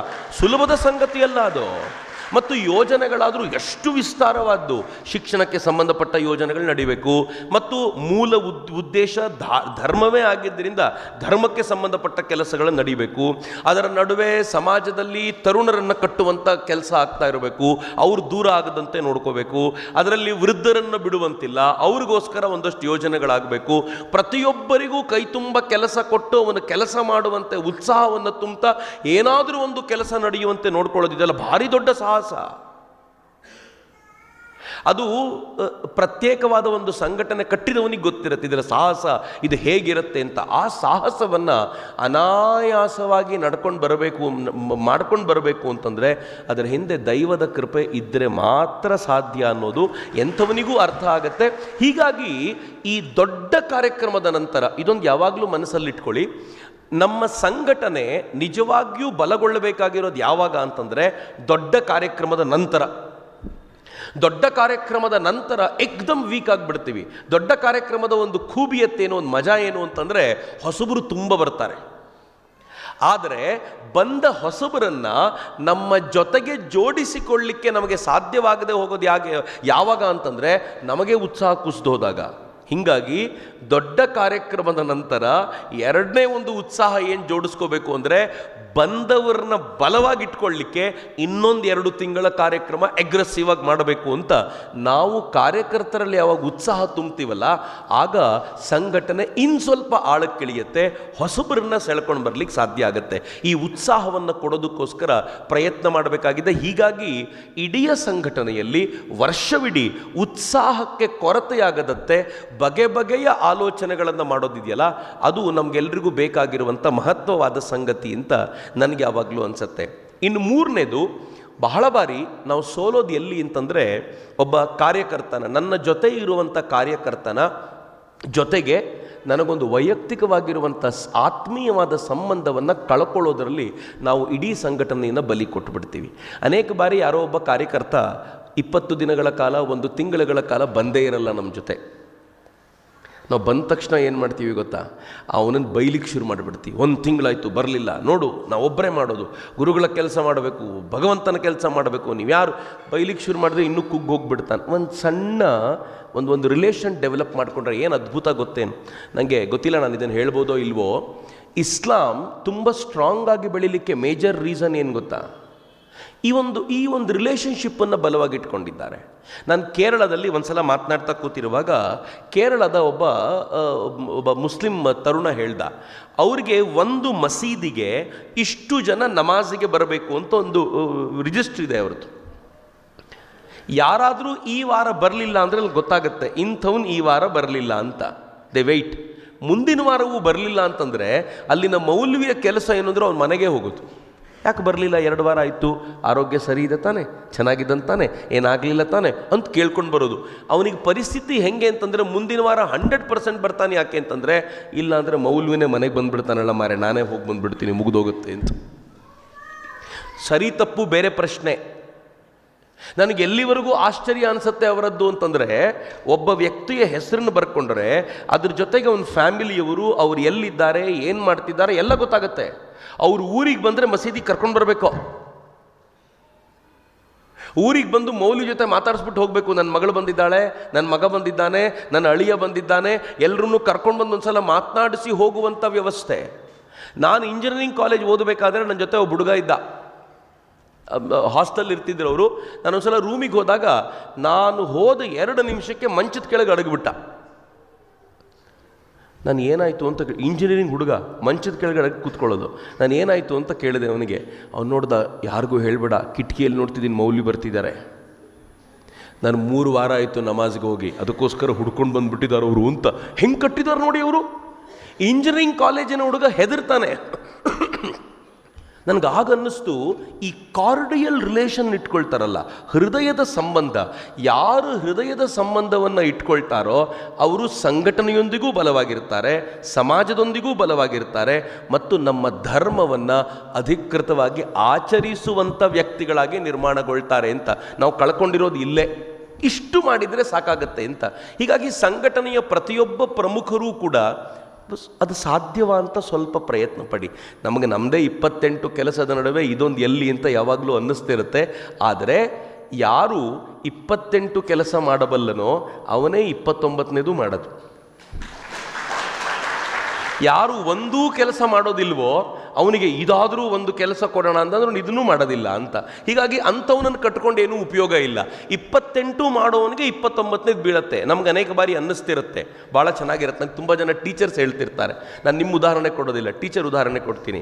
ಟೀಚರ್ಸ್ ಹೇಳ್ತಿರ್ತಾರೆ, ಏನು ಸರ್ ಜನಸಂಖ್ಯಾ ಗಣತಿ ನಾವೇ ಮಾಡಬೇಕು, ಊರಿನಲ್ಲಿ ದನಗಳು ಎಷ್ಟಿವೆ ನಾವೇ ಹೇಳಬೇಕು, ಮಕ್ಕಳ ಎಜುಕೇಷನ್ ನಾವೇ ಮಾಡಬೇಕು, ಇಷ್ಟಾಗಿ ನೀವು ಬಂದು ಹೇಳ್ತೀರಾ ಮಕ್ಕಳು ತಂದೆ ತಾಯಿಗಳಿಗೆ ಗೌರವ ಕೊಡಬೇಕು ಅನ್ನೋದನ್ನು ನೀವೇ ಹೇಳ್ಕೊಡ್ಬೇಕು, ಪರಿಸರದ ಬಗ್ಗೆ ನೀವೇ ಎಲ್ಲ ನಮ್ಮದೇ ಕೆಲಸನಾ ಅಂತ ಬೇಜಾರು ಮಾಡ್ಕೊಳ್ತಾರೆ. ನಾನು ಅದೇನೋ ಒಬ್ಬ ಮೇಷ್ಟ್ರಿಗೆ ಸುಮ್ಮನೆ ಕೇಳಿದೆ, ಯಾರಾದರೂ ಒಬ್ಬ ಪೇರೆಂಟ್ ಬಂದು, ರೀ ಮೇಷ್ಟ್ರೆ ನನ್ನ ಮಗನಿಗೆ ABCD ಅಷ್ಟು ಹೇಳ್ಕೊಡಿ, ಅಷ್ಟೇ ನಿಮ್ಗೆ ಸಾಕು, ಉಳಿದಿದ್ದೆಲ್ಲ ಅವ್ನಿಗೆ ಬೇರೆ ಕಡೆಯಿಂದ ಕೊಡಿಸ್ತೀನಿ, ನಿಮ್ದು ಎಷ್ಟು ಕೆಲಸ ಇದೆಯೋ ಅಷ್ಟು ಮಾಡಿ ಅಂದ್ಬಿಟ್ರೆ ಏನು ಕತೆ ನಿಮ್ಮದು? ಸೈಲೆಂಟ್ ಆಗಿಬಿಟ್ರು ಅವರು. ನಿಮ್ಮ ಮೇಲೆ ಇಷ್ಟೊಂದು ರೆಸ್ಪೆಕ್ಟು ಸಮಾಜ ಇಟ್ಟಿದೆ ಎನ್ನುವ ಕಾರಣಕ್ಕೆ ಯು ಆರ್ ಲಕ್ಕಿ. ಏನು ಹೇಳ್ಕೊಟ್ರು ನೀವೇ ಹೇಳ್ಕೊಡ್ಬೇಕು. ಭಗವದ್ಗೀತೆ ಯಾರು ಹೇಳ್ಕೊಡ್ಬೇಕು? ಮೇಷ್ಟ್ರು ಹೇಳ್ಕೊಡಿ ಸರ್, ಸ್ಕೂಲ್ನಲ್ಲಿ ಎಲ್ಲ ಮೇಷ್ಟ್ರೇ. ಯಾರು ಸಮಾಜದಲ್ಲಿ ದೊಡ್ಡವರು ಬಂದರೆ ಸೀಟ್ ಕೊಡಬೇಕು ಅಂತ ಯಾರು ಹೇಳಬೇಕು? ಮೇಷ್ಟ್ರೇ ಹೇಳಬೇಕು. ಇನ್ಯಾರ ಮಾತು ನಮ್ಮ ಮಕ್ಕಳು ಕೇಳುವ ಸ್ಥಿತಿ ಇಲ್ಲ. ಮೇಷ್ಟ್ರು ಮಕ್ಕಳು ಕೇಳ್ತಾರೆ ಎನ್ನುವ ಅಪಾರವಾದ ಗೌರವವನ್ನು ಅಲ್ಲಿ ಕೊಟ್ಟಿದ್ದಾರೆ ಅನ್ನೋ ಕಾರಣಕ್ಕೆ ಮೇಷ್ಟ್ರಿಗೆ ಗೌರವ. ಅದೇ ರೀತಿ ಶಾಸನ ತಂತ್ರದ ಭಾಗವಾಗಿ ಯಾರ್ಯಾರು ಇದ್ದೀವೋ ಅವ್ರಿಗೆ ಇನ್ನೊಂದು ಎಕ್ಸ್ಟ್ರಾ ಜವಾಬ್ದಾರಿ ಬಿದ್ದರೆ ಎಲ್ಲ ನಾನೇ ಮಾಡ್ಬೇಕಾ ಅಂತೇನು ಕೇಳಬೇಡಿ ಅಂತ. ನಾನು ಕೊಟ್ಟಿದ್ದ ಜವಾಬ್ದಾರಿ ಚೆನ್ನಾಗಿ ಮಾಡ್ತೀನಿ ಅನ್ನೋ ವಿಶ್ವಾಸದ ಮೇಲೆ ಇನ್ನೊಂದು ಜವಾಬ್ದಾರಿ ಕೊಟ್ಟಿದ್ದಾರೆ, ಇದು ಮಾಡಿ ತೋರಿಸ್ತೀನಿ ಅಂತ ಯಾವಾಗ ತಗೊಳ್ತೀವಲ್ಲ ಅದು ನಿಜವಾದ ಚಾಲೆಂಜು ಅಂತ. ಅದು ನಿಜವಾದ ಏನಂದರೆ ಗುರುಗಳಿಗೆ ಕೊಡ್ಬೋದಾಗಿರುವ ಕಾಣಿಕೆ ಏನು? ನಂಗೆ ತುಂಬ ಬಾರಿ ಅನಿಸುತ್ತೆ, ಗುರುಗಳಿಗೆ ಭಗವಂತನಿಗೆ ಏನನ್ನು ಕೊಡ್ಬೋದು? ಭಗವಂತನಿಗೆ ದುಡ್ಡು ಕೊಟ್ಟು ಚಿನ್ನ ಕೊಟ್ಟು ಬೋರ್ಡ್ ಹಾಕ್ಸ್ಕೊಳ್ಳೋರು ನಾನು ನೋಡಿದ್ದೀನಿ. ಯಾರದ್ದು ಚಿನ್ನ? ಭೂಮಂಡಲವೇ ಅವನದ್ದು. ಈ ಭೂಮಿಯ ಗಣಿಯೊಳಗಿಂದ ತೆಗೆದ ಚಿನ್ನವನ್ನು ಅವನಿಗೆ ಕೊಟ್ಟು, ಅವನದ್ದೇ ಚಿನ್ನವನ್ನು ತೆಗೆದು ಅವನಿಗೆ ಕೊಟ್ಟು ನಾವು ಕೊಟ್ಟಿದ್ದೀವಿ ಅಂತ ಹೇಳೋ ಥರ. ಇದು ಗಂಡನ ಜೇಬಿನಿಂದ ಹೆಂಡತಿ 100 ರೂಪಾಯಿ ತೆಗೆದು ಗಂಡನಿಗೆ ತಗೊಳ್ರಿ ನಾನು ಕೊಡ್ತಾ ಇದ್ದೀನಿ ಅಂತ ಹೇಳಿದರೆ ಎಷ್ಟು ಆಭಾಸವೋ ಅಷ್ಟೇ ಆಭಾಸ ನಾವು ಪ್ರತಿನಿತ್ಯ ಮಾಡೋದು. ಮತ್ತು ಏನು ಬೇಕು? ಭಗವಂತನ ಕುರಿತಂತೆ ಹೇಳುವಾಗ ಹೇಳ್ತಾರೆ, ಭಗವಂತನ ಮಕ್ಕಳನ್ನು ಯಾರು ತುಂಬ ಪ್ರೀತಿಸ್ತಾರೋ ಅವರನ್ನು ಕಂಡ್ರೆ ಭಗವಂತನಿಗೆ ಬಹಳ ಪ್ರೀತಿ ಅಂತ. ನಾವು ಭಗವಂತನ ಮಕ್ಕಳೇ, ಆದರೆ ನನ್ನ ಮಕ್ಕಳನ್ನು ಅವನಷ್ಟು ಪ್ರೀತಿಸ್ತಾನಲ್ಲ, ಇವನು ನನಗೆ ಪ್ರೀತಿ ಪಾತ್ರ ಮಗು ಅಂತ ಭಾವಿಸ್ತಾನೆ ಅಂತ. ಹಾಗೆ ಗುರುಗಳಿಗೂ ಯಾರು ನಾನು ಕೊಟ್ಟ ಕೆಲಸವನ್ನು ಅಥವಾ ಸಂಘಟನೆ ಕೊಟ್ಟ ಕೆಲಸವನ್ನು ಅತ್ಯಂತ ಶ್ರದ್ಧೆಯಿಂದ ಮಾಡಿ ನಾನೇನು ಮಾಡಲಿಲ್ಲ ಅನ್ನೋ ಥರ ಬಂದು ಸೈಲೆಂಟಾಗಿ ನಿಂತಿರ್ತಾನಲ್ಲ, ಅವನ ಮೇಲೆ ಒಂದು ಮುಷ್ಟಿ ಪ್ರೀತಿ ಜಾಸ್ತಿ ಯಾವಾಗಲೂ ಇರುತ್ತೆ. ಭಾಳ ಜನರಿಗೆ ಗೊತ್ತಾಗೋದಿಲ್ಲ. ಇನ್ನೊಂದು ಮಜವಾದ ಸಂಗತಿ ಹೇಳ್ತೀನಿ ನಾನು. ಲೀಡರ್ ಆಗಿರೋರು ಎಲ್ಲರ ಹತ್ರ ಹೇಳ್ಕೊಂಡು ತಿರುಗಾಡೋದಿಲ್ಲ, ಅವನು ಎಷ್ಟು ಚೆನ್ನಾಗಿ ಕೆಲಸ ಮಾಡ್ತಾನೆ ಗೊತ್ತಾ, ಅವನಂದರೆ ಭಾಳ ಪ್ರೀತಿ ಅಂತ. ಯಾಕಂದರೆ ಅವ್ರಿಗೆ ಗೊತ್ತು ಅವನಂದರೆ ಬಹಳ ಪ್ರೀತಿ ಅಂತ ನಾನು ಸ್ವಲ್ಪ ಜೋರಾಗಿ ಹೇಳಿದರೆ ಇನ್ನೊಂದು 6 ಜನಕ್ಕೆ ಇಲ್ಲಿ ಕೋಪ ಬರುತ್ತೆ ಅಂತ. ಈ 6 ಜನ ಏನು ಮಾಡ್ತಾರೆ ಗೊತ್ತಾ, ಅವನು ಮಾಡೋ ಎಲ್ಲ ಕೆಲಸಕ್ಕೂ ಅಡ್ಡ ಹಾಕ್ಲಿಕ್ಕೆ ಶುರು ಮಾಡಿಬಿಡ್ತಾರೆ, ಅವ್ನು ಕೆಲಸ ಮಾಡ್ಲಿಕ್ಕೆ ಬಿಡೋದಿಲ್ಲ. ಅದಕ್ಕೆ ಏನು ಮಾಡ್ತಾರೆ ಅಂದರೆ ಹೃದಯದಲ್ಲಿ ಅವನನ್ನು ತುಂಬಿಟ್ಕೊಳ್ತಾರೆ. ಭಾಳ ಒಳ್ಳೆ ಮನುಷ್ಯ, ಸಂದರ್ಭ ಬಂದಾಗ ಅವನಿಗೆ ಒಳ್ಳೇದಾಗಲಿ ಅಂತ ನಾನು ಆಶೀರ್ವಾದ ಮಾಡಬೇಕು ಅಂತ ಕಾಯ್ತಾ ಕೂತಿರ್ತಾರೆ. ನಮ್ಗನ್ನಿಸ್ತಿರುತ್ತೆ ನಮ್ಮ ಬಗ್ಗೆ ಏನೂ ಮಾತಾಡಲಿಲ್ವಲ್ಲ, ಯಾವಾಗಲೂ ಒಬ್ಬನ ಬಗ್ಗೆನೇ ಮಾತಾಡ್ತಿರ್ತಾರಲ್ಲ ಅಂತ ಅನ್ನಿಸ್ತಿರುತ್ತೆ. ಬಟ್ ಭಗವಂತನ ಕಂಗಳಿಗೆ ಕಾಣದೇ ಇರೋದು ಏನಿರುತ್ತೆ? ಹೀಗಾಗಿ ಎಲ್ಲವೂ ಕಾಣ್ತಿರುತ್ತೆ. ಹೀಗಾಗಿ ಕಾರ್ಯಕರ್ತನ ದೃಷ್ಟಿಯಿಂದ ನಾವು ನೋಡುವಾಗ ಎಲ್ಲವನ್ನೂ ಕೂಡ ಅಪೇಕ್ಷೆಯ ದೃಷ್ಟಿಯಿಂದ ನೋಡದೆ, ಎಲ್ಲವನ್ನೂ ಫಲದ ಅಪೇಕ್ಷೆಯಿಂದ ನೋಡದೆ ಕರ್ತವ್ಯದ ಭಾವನೆಯಿಂದ ನೋಡಬೇಕು ಅಂತ. ಇಷ್ಟಕ್ಕೂ ಇವೆಲ್ಲವನ್ನು ಯಾಕೆ ಮಾಡಬೇಕು? ಯಾವತ್ತಾದರೂ ಯೋಚನೆ ಮಾಡಿದ್ದೀವ ನಾವು? ಯಾಕೆ ಮಾಡಬೇಕು? ಯಾಕೊಂದು ಸಂಘಟನೆ ಕಟ್ಟಬೇಕು? ಯಾಕೊಂದು ಶಾಲೆ ನಡೆಸಬೇಕು? ನಮ್ಮ ಮಠದೊಂದು ಶಾಲೆ ಇದ್ದರೆ ಅದಕ್ಕೆ ನಾನು ಯಾಕೆ ಜೋಡಿಸ್ಕೊಳ್ಬೇಕು? ಯಾಕೆ ಅಶೋಕೆಯಲ್ಲಿ ನಮಗೊಂದು ಯೋಜನೆ ಕೊಟ್ಟರೆ ನಾವು ಯಾಕೆ ಪಾಲ್ಗೊಳ್ಳಬೇಕು? ಯಾಕೆ ಅದನ್ನು ಮಾಡಬೇಕು? ಮಾಡದೆ ಮನೆಯಲ್ಲೇ ಕೂತ್ರೆ ಗಂಟೆ ಹೋಗುತ್ತೆ? ಏನೂ ಹೋಗೋದಿಲ್ಲ ರೀ. ಏನೂ ನಷ್ಟ ಆಗೋದಿಲ್ಲ. ಮತ್ತು ನೆನ್ಪಿಟ್ಕೊಳ್ಳಿ, ನಾನೊಬ್ಬ ಕೆಲಸ ಮಾಡಲಿಲ್ಲ ಅಂತಂದರೆ ಮಠದ ಕೆಲಸ ನಿಲ್ಲದಿಲ್ಲ. ಚುಕ್ಕಾಣಿ ಹಿಡಿದವ್ರು ಎಂಥವ್ರು ಇರ್ತಾರೆ ಅಂತಂದರೆ, ಯಾರೂ ಬರಲಿಲ್ಲ ಅಂದರೆ ನಾನೊಬ್ಬರೇ ಮಾಡ್ಕೋತೀನಿ ಹೋಗ ಅನ್ನೋ ಥರದವ್ರು ಚುಕ್ಕಾಣಿಯಲ್ಲಿ ಕೂತಿರುವಾಗ ನಾನು ಮಾಡಲಿಲ್ಲ ಅಂದರೆ ನಷ್ಟ ಏನಾಗೋದಿಲ್ಲ. ಆದರೆ ಮಾಡದೇ ಇರುವ ಕಾರಣಕ್ಕೆ ನನಗಾಗುವ ನಷ್ಟ ಇದೆಯಲ್ಲ, ಅದನ್ನು ಕಟ್ಟಿಕೊಡ್ಲಿಕ್ಕೆ ಯಾರಿಂದಲೂ ಸಾಧ್ಯವಿಲ್ಲ ಅಂತ. ಇದು ಭಾಳ ಗಂಭೀರವಾಗಿರುವಂಥ ಅಂಶ. ಇನ್ನು ಎರಡನೇದು ಹೇಳ್ತೀನಿ ನಾನು, ನಮ್ಮೆಲ್ಲರ ಜೀವಿತಾವಧಿಯ ಗುರಿ ಏನು, ಏನನ್ನು ಗಳಿಸ್ಲಿಕ್ಕೋಸ್ಕರ ಬಂದಿದ್ದೀವಿ ಎನ್ನುವ ಪ್ರಶ್ನೆ ನಮ್ಮನ್ನು ನಾವೇ ಕೇಳಿಕೊಂಡ್ರೆ, ಅಲ್ಟಿಮೇಟ್ಲಿ ಈ ಆಧ್ಯಾತ್ಮದ ಧರ್ಮದ ಮಾರ್ಗದಲ್ಲಿರುವ ನಮಗೆಲ್ರಿಗೂ ಗುರಿ ಏನು ಅಂತಂದರೆ, ಸಂಸಾರ ಚಕ್ರದಿಂದ ಪಾರಾಗಬೇಕಪ್ಪ ಅಂತ. ಹುಟ್ಟಿದ್ದೀವಿ, ಬದುಕ್ತೀವಿ, ಸಾಯ್ತೀವಿ, ಮತ್ತು ಹುಟ್ತೀವಿ, ಮತ್ತು ಬದುಕ್ತೀವಿ. ಎಷ್ಟು ಸಲ ಹೀಗೆ? ಪುನರಪಿ ಜನನಂ ಪುನರಪಿ ಮರಣಂ ಪುನರಪಿ ಜನನಿ ಜಠರೇ ಶಯನಂ. ಈ ಸಂಸಾರ ಬಹಳ ಕೆಟ್ಟದ್ದು, ಸಾಕಪ್ಪ ಎಷ್ಟು ಸಲ ಇದು ಅಂತ ಅನಿಸುತ್ತೆ. ಬಟ್ ಮುಕ್ತಿಗೊಳ್ಳೋದು ಹೇಗೆ? ಇರೋ ಮಾರ್ಗ ಯಾವುದು? ಅದಕ್ಕೆ ನಮಗೆ ಇರೋದೇ ಮಾರ್ಗಗಳು: ಕರ್ಮಯೋಗ, ಭಕ್ತಿಯೋಗ, ಜ್ಞಾನಯೋಗ, ಇನ್ನು ಧ್ಯಾನದ ಮಾರ್ಗ, ಕಠಿಣವಾದ ಮಾರ್ಗ ಎಲ್ಲ ಇರಲಿ. ಬಟ್ ನಮಗೆ ಅತ್ಯಂತ ಸುಲಭವಾದ ಮಾರ್ಗ ಯಾವುದು ಅಂದರೆ ಕರ್ಮ ಮಾರ್ಗ. ಸರಿಯಾಗಿ ದೇಹವನ್ನು ದಂಡಿಸಿ ದುಡಿಸಿ ಇನ್ನು ಕೊನೆಗೆ ಹೋಗಬೇಕಾದ್ರೆ ಸಾಕಪ್ಪ ಅಂತ ಅಂದ್ಕೊಂಡು ಹೋಗ್ತೀವಲ್ಲ, ಲವಲೇಶದಷ್ಟು ಆಸೆ ಉಳಿಯದಂತೆ, ಈ ಭೂಮಿಯ ಮೇಲೆ ಇದರ ವಿಷಯ ವಸ್ತುಗಳ ಮೇಲೆ ಆಸೆ ಇಳಿದಂತೆ ಕ್ಷಣ ಮಾತ್ರಕ್ಕೆ ಹೋಗುವಂಥ ವಾತಾವರಣ ರೂಪುಗೊಳ್ಳುತ್ತಲ್ಲ, ಅದು ಯಾವಾಗ ಆಗುತ್ತೆ ಅಂತಂದರೆ ಕರ್ಮದ ಮೂಲಕ ಎಲ್ಲವನ್ನು ಸವೆಸಿ ಹೋದಾಗಲೇ.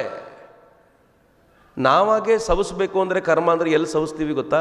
ನಮ್ಮ ಫ್ಯಾಕ್ಟ್ರಿಯಲ್ಲಿ, ನಾವು ನಮ್ಮ ಮನೆಯಲ್ಲಿ ಅತ್ತೆ ಸೊಸೆ ಜಗಳದಲ್ಲಿ, ಗಂಡ ಹೆಂಡತಿ ಜಗಳದಲ್ಲಿ, ಮಕ್ಕಳು ಮದುವೆ ಆಗೋದಿಲ್ಲ ಅಂತ ಗಲಾಟೆ ಮಾಡ್ತಿರ್ತಾರೆ, ಅವರೊಂದಿಗೆ ಜಗಳ, ಕೆಲಸ ಮಾಡೋ ಮಗನೊಂದಿಗೆ ಜಗಳ. ನಮ್ಮ ಕರ್ಮ ಅಲ್ಲಿ ಸವಿಯುತ್ತೆ ಅಂದ್ಕೊಳ್ತೀವಿ, ಇನ್ನೊಂದಷ್ಟು ಕರ್ಮ ಎಂಟ್ರಿ ಆಗುತ್ತೆ. ಗುರುಗಳು ಬಂದು ಕೂತ್ಕೊಂಡು ಹೇಳಿದರು ಮೋಕ್ಷದ ಉಪಾಯ ಅಂತ. ಅವ್ರು ಹೇಳದೇ ಇರ್ಬೋದು, ಆದರೆ ಹೇಳದೇನೆ ಅವರು ಕೆಲಸ ಕೊಟ್ಟು ಹೇಳಿದರು, ಅವೆಲ್ಲ ನಿಮ್ಮನ್ನು ಹೆಚ್ಚು ಬಂಧಿಸುವಂಥವು.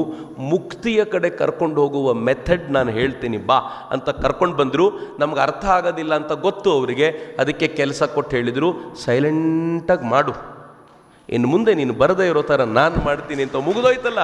ನಮಗೆ ಯಾವಾಗ ಇದು ಅರ್ಥ ಆಗುತ್ತಲ್ಲ ಅಂದರೆ, ಸೇವೆಯ ಹಿಂದಿನ ಈ ಫಿಲಾಸಫಿಯನ್ನು ಅರ್ಥ ಮಾಡಿಕೊಂಡ್ರೆ ನಮ್ಮ ಸೇವೆಯಲ್ಲಿ ಒಂದು ಅದ್ಭುತವಾಗಿರುವಂಥ ಭಾವ ಜಾಗೃತವಾಗುತ್ತೆ. ಆ ಫಿಲಾಸಫಿ ಗೊತ್ತಾಗದೆ ಹೋದಾಗ ನಾನು ಯಾರಿಗೋಸ್ಕರವೋ ಕೆಲಸ ಮಾಡ್ತಿದ್ದೀನಿ ಅಂತ ಅಂದ್ಕೊಳ್ತಿರ್ತೀವಿ. ಯಾರಿಗೋಸ್ಕರವೋ ಅಲ್ಲ, ನನಗೋಸ್ಕರವೇ ನಾನು ಕೆಲಸ ಮಾಡ್ತಿದ್ದೀನಿ ಅಂತ ಅರಿವಾಗುವಂಥ ಒಂದು ಸಮರ್ಥವಾಗಿರುವಂಥ ಸಂದರ್ಭ ಇದು ಅಂತ ನನಗೆ ಯಾವಾಗಲೂ ಅನಿಸುತ್ತೆ. ಸೇವೆ ಆ ಕಾರಣಕ್ಕೆ ಮಹತ್ವದ್ದು. ನಾನು ನನ್ನ ಬದುಕಿನಲ್ಲಿ ಆ ಥರದ ಅನೇಕರನ್ನು ನೋಡಿದ್ದೀನಿ, ನೀವು ಕಂಡಿರ್ತೀರ.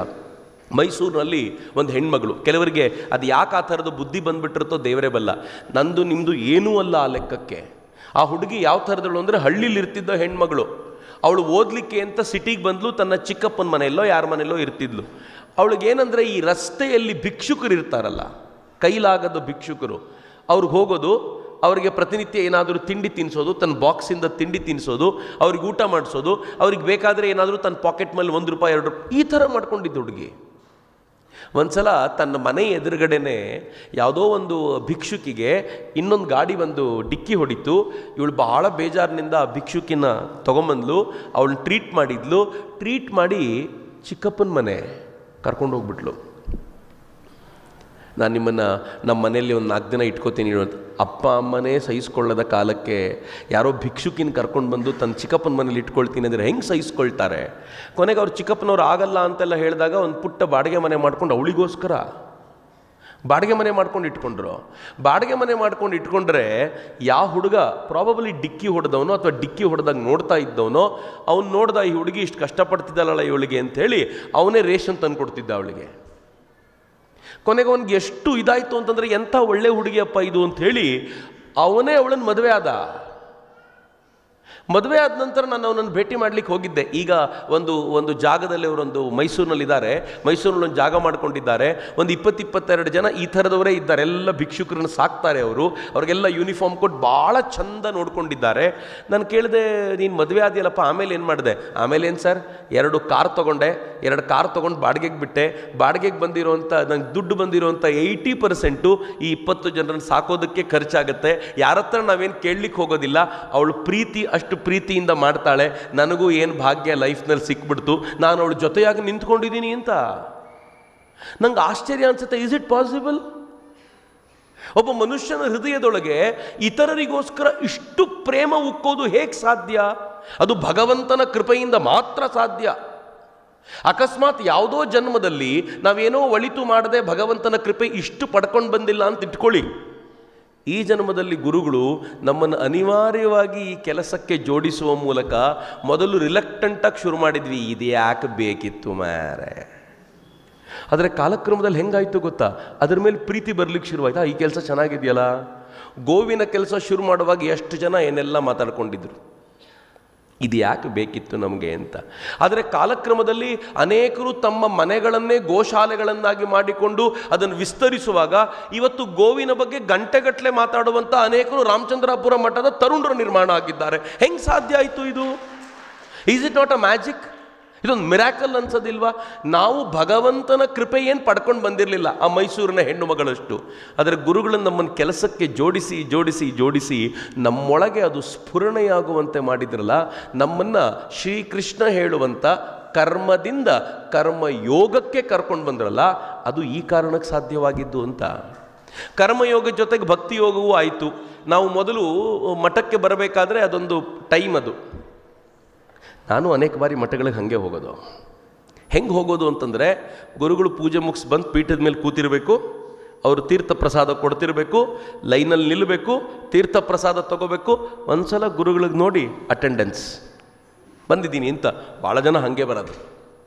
ಆದರೆ ನಮ್ಮನ್ನು ಹೆಂಗೆ ಜೋಡಿಸಿದ್ರು ಅಂತಂದರೆ, ಈಗ ನಮಗೆ ತೀರ್ಥ ಪ್ರಸಾದ ತೊಗೊಳ್ಲಿಕ್ಕೆ ಲೈನಿಗೆ ನಿಲ್ಲಬೇಕು ಅಂತಲೇ ಅನಿಸೋದಿಲ್ಲ. ಯಾಕೆಂದರೆ ದಿನ ಬೆಳಗ್ಗೆ ಕೃಪಾವೃಷ್ಟಿ ನಡೀತಾನೇ ಇರುತ್ತೆ.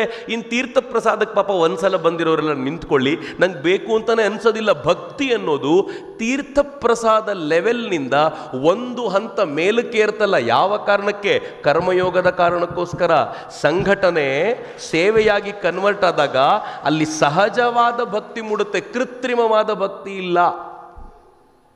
ಯಾರ್ಯಾರು ಸಂಘಟನೆಯ ಕಾರ್ಯಕರ್ತರಿದ್ದೀರೋ ಬಹುತೇಕರು, ಅಕಸ್ಮಾತ್ ನಿಮ್ಮೊಳಗೆ ಇನ್ನೂ ಕೃತ್ರಿಮವಾದ ಭಕ್ತಿ ಉಳ್ಕೊಂಡಿದೆ ಅಂತಂದರೆ ಗುರುಗಳ ಮುಂದೆ ಕ್ಷಮಿಸಿ ಮತ್ತೆ ಕೇಳಬೇಕು, ನಾನು ಬಾಯಿಂದ ಏನಾದರೂ ಬಂದುಬಿಟ್ರೆ ದಯವಿಟ್ಟು ಕ್ಷಮಿಸಿ. ನಾನು ಇದಲ್ಲ, ಗುರುಗಳ ಮುಂದೆ ಶೋ ಆಫ್ ಮಾಡಬೇಕು ಅಂತ ಭಕ್ತಿ ತೋರಿಸ್ತಾ ಇದ್ದೀರಾ ಅಂತಂದರೆ ಇನ್ನೂ ಕರ್ಮಯೋಗ ಸರಿ ಆಗ್ತಾ ಇಲ್ಲ ಅಂತ ಅರ್ಥ.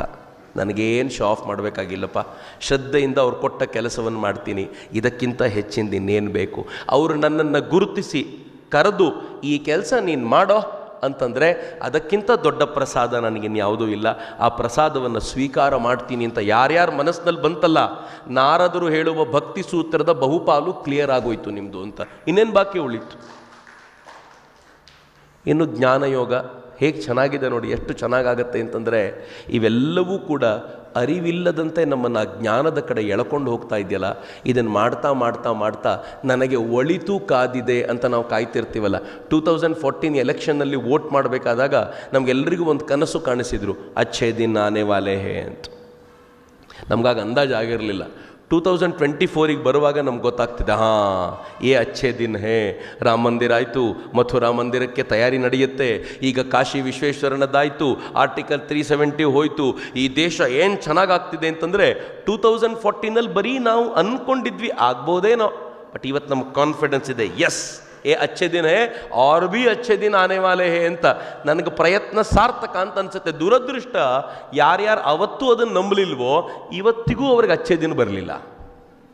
ಯಾರ್ಯಾರು ನಾವೆಲ್ಲ ಕೂತಿದ್ದೀವಲ್ಲ ಇಲ್ಲಿ ಸಮಾಜದ ಕೆಲಸವನ್ನು ಮಾಡೋದಕ್ಕೆ ಗುರುಗಳು ಪ್ರೇರಣೆ ಕೊಟ್ಟ ನಂತರ ಮಾಡ್ತಾ ಇದ್ದೀವಲ್ಲ, ನಮಗೆ ಗೊತ್ತಿಲ್ಲದಂತೆ ಶುರು ಮಾಡಿದ ದಿನ ನಾವು ಅಂದ್ಕೊಂಡಿದ್ವಿ ಅಚ್ಛೇ ದಿನ ಆನೆ ವಾಲೆ ಅಂತ. ಇವತ್ತು ನಮ್ಗೆ ಅನಿಸುತ್ತೆ ಇದು ಅಚ್ಛೇ ದಿನ, ಇದಕ್ಕಿಂತ ಒಳ್ಳೆ ದಿನಗಳು ಇನ್ನೇನು ಬರಬೇಕಪ್ಪ ನಮಗೆ ಅಂತ ನಮ್ಗೆ ಇವತ್ತು ಅನಿಸುತ್ತೆ. ಮತ್ತು ನಮ್ಗೆ ಇನ್ನೂ ವಿಶ್ವಾಸ ಇದೆ, ಇದೇ ಥರ ಕೆಲಸ ಮಾಡ್ತಾ ಮಾಡ್ತಾ ಇನ್ನೂ ಶ್ರೇಷ್ಠ ದಿನಗಳನ್ನು ನನ್ನ ಬದುಕಿನಲ್ಲಿ ನಾನು ಕಾಣಲಿಕ್ಕಿದ್ದೀನಿ ಅಂತ ನಮಗೊಂದು ವಿಶ್ವಾಸ ಇದೆಯಲ್ಲ, ಇದೇ ಜ್ಞಾನ. ಈ ಜ್ಞಾನಕ್ಕೋಸ್ಕರ ಒದ್ದಾಡ್ತಾರೆ ಪ್ರತಿಯೊಬ್ಬರು. ನಮ್ಗೆ ಗೊತ್ತಿಲ್ಲದಂತೆ ಗುರುಗಳು ಸೈಲೆಂಟಾಗಿ ಎಂಥ ಪ್ರವಾಹವನ್ನು ಹರಿಸ್ಬಿಟ್ಟಿದ್ದಾರೆ ಅಂತಂದರೆ, ಅದು ಅವರ ಕೃಪೆಯ ಸುನಾಮಿ ಹರಿದಿರುವಂಥ ಈ ಪ್ರಕ್ರಿಯೆ ಇದೆಯಲ್ಲ, ಇದು ಸಾಮಾನ್ಯವಾದ್ದಲ್ಲ. ಈ ಕೃಪೆಯ ಸುನಾಮಿಯನ್ನು ಪಡ್ಕೊಂಡಿರುವಂಥ ನಾವೆಲ್ಲರೂ ಧನ್ಯರು ಅಂತ ನಾನು ಈ ಕಾರಣಕ್ಕೋಸ್ಕರ ಅತ್ಯಂತ ಕಳಕಳಿಯಿಂದ ಹೇಳ್ಕೊಳ್ಳೋದು. ಯಾರ್ಯಾರಿಗೆ ಸಿಕ್ಕಿದೆಯೋ ಪುಣ್ಯವಂತರು. ನಾನು ಭಾಳ ಬಾರಿ ತಮಾಷೆಯಿಂದ ಹೇಳ್ಕೊಳ್ಳೋದಿದೆ, ಲಕ್ಷಾಂತರ ಜನರಲ್ಲಿ ಕೆಲವು ಸಾವಿರ ಜನ ಮಾತ್ರ ಸಂಪರ್ಕಕ್ಕೆ ಬರ್ತಾರೆ. ಅದರಲ್ಲಿ ಕೆಲವು 100 ಜನಕ್ಕೆ ಮಾತ್ರ ಈ ಕೆಲಸ ನೀನು ಮಾಡು ಎನ್ನುವಂಥ ನಾಯಕತ್ವ ಸಿಗತ್ತೆ, ಆಶೀರ್ವಾದ ಸಿಗತ್ತೆ. ಅಂತಂದರೆ ಇದು ಸುಮ್ಮನೆ ಬಂದಿರೋದಿಲ್ಲ, ಆಯ್ಕೆ ಮಾಡಿಕೊಂಡು ಪಡ್ಕೊಂಡಿರೋದು. ನೀನು ಅಂತರಂಗಕ್ಕೆ ಸೇರಲಿಕ್ಕೆ ಯೋಗ್ಯನಾಗಿರೋನು, ಬಾ ಅಂತ ಆಯ್ಕೆ ಮಾಡಿಕೊಂಡಿರುವಾಗ ಈ ಆಯ್ಕೆಯನ್ನು ಧಿಕ್ಕರಿಸೋದುಂಟೇನು? ಈ ಆಯ್ಕೆಯನ್ನು ಬೇಡ ಅಂತ ಹೇಳೋದುಂಟೇನು? ಇನ್ನೂ ಹೆಚ್ಚು ಸಮರ್ಥವಾಗಿ ಈ ಕೆಲಸವನ್ನು ಮಾಡಲಿಕ್ಕೆ ನಮ್ಮ ಹತ್ರ ಏನೇನಿದೆಯೋ ಎಲ್ಲವನ್ನೂ ಧಾರೆ ಎರೆಯುವಂಥದ್ದು ಅಂತ. ಅನೇಕರು ನಿಮಗೂ ಗೊತ್ತಿರ್ಬೋದು, ತನು ಮನ ಧನ ಅಂತ ಹೇಳ್ತಾರೆ. ಧನಕ್ಕೆ ಕೊನೆಯ ಸ್ಥಾನ. ಅದನ್ನು ಒಪ್ಕೊಳ್ತೀನಿ. ಯಾರು ಧನ ಕೊಡ್ತಾರೋ ಸಾಧಾರಣವಾಗಿ ಸ್ಟೇಜ್ ಮೇಲೆ ತುಂಬ ಬಾರಿ ಕಾಣಿಸ್ಕೊಳ್ತಾರೆ. ಧನಕ್ಕೆ ಕೊನೆಯ ಸ್ಥಾನವಾದರೂ ಆ ಧನ ಕೆಲಸದಲ್ಲಿ ಅತ್ಯಂತ ಅಗತ್ಯವಾಗಿರೋದ್ರಿಂದ ಅವರು ಸ್ಟೇಜ್ ಮೇಲೆ ಕಂಡು ಕೆಳಗಿಳಿದು ಹೋಗ್ತಾರೆ. ಧನಕ್ಕಿಂತ ಮೇಲನೇದು ಮನಸ್ಸುದು. ಮನಸ್ಸನ್ನು ಕೊಡಿ. ಕೆಲವರು ಮನೆಯಲ್ಲಿದ್ದೇ ಮನಸ್ಸನ್ನು ಕೊಡ್ತಾರೆ. ನಂಗೆ ಕೆಲವರು ಹೇಳ್ತಾರೆ, ಚಕ್ರವರ್ತಿಯವರೇ ತುಂಬ ಕೆಲಸ ಮಾಡ್ತಿದ್ದೀರಾ, ನನಗೇನೂ ಮಾಡಲಿಕ್ಕಾಗಲ್ಲ, ನಾನು ಪ್ರಾರ್ಥನೆ ಮಾಡ್ತೀನಿ ಅಂತ. ಗ್ರೇಟ್. ನೀವು ಪ್ರಾರ್ಥನೆ ಮಾಡಿದ್ದರಿಂದಲೇ ಅನೇಕ ಬಾರಿ ಅನೇಕ ಹೋರಾಟಗಳಲ್ಲಿ ಜಯ ಗಳಿಸ್ಬಿಡ್ತೀವಿ. ಗೊತ್ತಾಗಿರಲ್ಲ ಈ ಜಯ ಹೆಂಗೆ ಬಂತು ಅಂತ ಹುಡುಕಾಡ್ತಿರ್ತೀವಿ, ನಮಗೆ ಗೊತ್ತೇ ಇರಲ್ಲ. ಯಾರೋ ತಾಯಿ ಮನೆಯಲ್ಲೇ ಕೂತು ಪ್ರಾರ್ಥನೆ ಮಾಡಿ ಒಳ್ಳೇದಾಗಲಿ ಈ ಹುಡುಗರಿಗೆ ಅಂತ ಕೇಳ್ಬಿಟ್ಟಿರ್ತಾರೆ, ನಮ್ಗೆ ಒಳ್ಳೇದಾಗ್ಬಿಟ್ಟಿರತ್ತೆ. ಅದಕ್ಕೆ 2ನೇ ಸ್ಥಾನ, ಅವರಿಗೂ ಗೌರವ. ಆದರೆ ಯಾರು ಧನ ಮನ ಇದ್ರ ಜೊತೆಗೆ ತನುವನ್ನು ಕೊಟ್ಟು ತಮ್ಮ ದೇಹವನ್ನು ಸವಸ್ತಾ ಇರ್ತಾರಲ್ಲ, ಗುರು ಕಾರುಣ್ಯವನ್ನು ಪಡ್ಕೊಳ್ಳಿಕ್ಕೋಸ್ಕರ, ಅವರು ಮಾತ್ರ ಧನ್ಯರು ಅಂತ ಆ ಕಾರಣಕ್ಕೆ ಹೇಳೋದು. ನೀವೆಲ್ಲರೂ ಇಲ್ಲಿ ಬಂದಿದ್ದೀರಾ ಅಂತಂದರೆ ನಿಮ್ಮೆಲ್ಲರ ದೇಹವನ್ನು ಸಮರ್ಪಿಸಿ ಬಿಟ್ಟಿದ್ದೀರಾ ಈ ಈ ಈ ಕಾರ್ಯಕ್ಕೆ, ರಾಷ್ಟ್ರ ಕಾರ್ಯಕ್ಕೆ, ಧರ್ಮ ಕಾರ್ಯಕ್ಕೆ ನಮ್ಮನ್ನು ನಾವು ಪರಿಪೂರ್ಣವಾಗಿ ಅರ್ಪಿಸಿಕೊಂಡಿದ್ದೀವಿ ಎನ್ನುವವರಿಗೆ ಮಾತ್ರ ಪೂರ್ಣವಾಗಿರುವಂಥ ಲಾಭ ಸಿಗುವಂಥದ್ದು ಅಂತ. ಈ ಲಾಭ ಪಡ್ಕೊಂಡಿರುವಂಥ ನೀವೆಲ್ಲರೂ, ನಾವೆಲ್ಲರೂ, ನಾನು ಕೂಡ ಸೇರಿಕೊಂಡಿದ್ದೀನಿ. ನನಗೂ ಕೂಡ ಭಾಳ ಸಂತೋಷ ಇದೆ. ಯಾವುದಾದ್ರೂ ಸಂದರ್ಭಗಳಲ್ಲಿ ನಾನು ಕೂಡ ನಿಮ್ಮಗಳ ಜೊತೆ ಒಬ್ಬನಾಗಿ, ಕಾರ್ಯಕರ್ತನಾಗಿ ಮಠದ ಕೆಲಸದಲ್ಲಿ ಭಾಗಿಯಾಗಲಿಕ್ಕೆ ಅವಕಾಶ ಸಿಕ್ಕಿದೆ ಅನ್ನೋದು ನನಗೂ ಕೂಡ ಹೆಮ್ಮೆ ಇದೆ. ನಾನು ಕೂಡ ಭಿನ್ನ ಭಿನ್ನ ಚಟುವಟಿಕೆಗಳಲ್ಲಿ ಎಲ್ಲೆಲ್ಲಿ ಸಾಧ್ಯವೋ ಅಲ್ಲಿ ಯಾವಾಗಲೂ ಬಂದಿರಲಿಕ್ಕೆ ಪ್ರಯತ್ನ ಪಡ್ತೀನಿ. ಸಾಧ್ಯವಾಗಲೆಲ್ಲ ಆದಾಗಲೆಲ್ಲ ಇದ್ದೀನಿ. ಯಾವಾಗಲಾದರೂ ನಾನು ಇಲ್ಲ ಅಂತ ನಿಮ್ಗೆ ಯಾರಿಗಾದರೂ ಅನಿಸಿದರೆ, ಚಕ್ರವರ್ತಿಯವರೇನೋ ದೂರ ಆಗಿಬಿಟ್ಟಿದ್ದಾರಲ್ಲ ಅಂತ ನಿಮ್ಗೆ ಅನಿಸಿದರೆ, ಅದು ನಿಮ್ಮ ಮನಸ್ಸಿನ ವಿಕಾರ ಮಾತ್ರ, ನನ್ನ ಕಡೆಯ ದೋಷ ಅಲ್ಲ ಅಂತ ನಾನು ಧೈರ್ಯವಾಗಿ ಹೇಳಬಲ್ಲೆ. ಯಾವ ಕಾಲಘಟ್ಟದಲ್ಲೂ ಹೀಗಿರಲಿಲ್ಲ ಅಂತ ನಾನು ತುಂಬ ಧೈರ್ಯವಾಗಿ ಹೇಳಬಲ್ಲೆ. ನಾನು ಸದಾಕಾಲ ಈ ಗುರುವಿನ ಕರುಣೆಗೆ ಪಾತ್ರವಾಗಲಿಕ್ಕೆ ಹಾತೊರಿತಾ ಇರುವಂಥವನು, ಗುರುವಿನ ಕರುಣೆಯ ಸುನಾಮಿಯಲ್ಲಿ ಮುಳುಗೇಳಬೇಕು ಅಂತ ಯಾವಾಗಲೂ ಭಾವಿಸುವಂಥವನು. ಅಂಥ ಕೃಪೆ ನಿಮ್ಮೆಲ್ಲರೊಂದಿಗೆ ನನಗೂ ಆಗಿದೆ ಎನ್ನುವಂಥ ಆ ಧನ್ಯತಾ ಭಾವದೊಂದಿಗೆ ನನ್ನ ಮಾತುಗಳನ್ನು ಗುರು ಚರಣಕ್ಕೆ ಸಮರ್ಪಿಸ್ತೇನೆ. ಎಲ್ರಿಗೂ ನಮಸ್ಕಾರ. ವಂದೇ ಮಾತರಂ. ಜೈ ಹಿಂದ್.